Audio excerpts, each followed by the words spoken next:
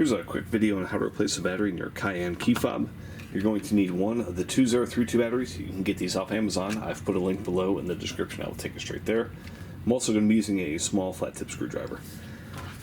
So what you want to do here is remove this mechanical key, and you're just going to want to take your thumb and just push it out like that. It will be pretty firm.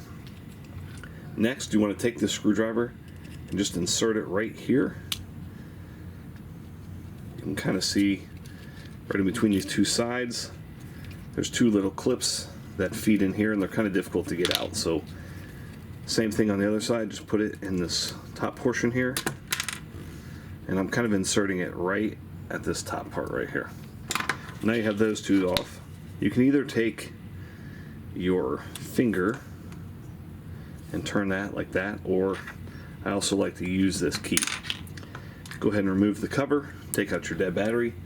Make sure you place your new battery positive side facing upward. Put this piece back in like so. You can turn it with your fingers like that. And then you just want to put these pieces back on. Make sure they clip in there.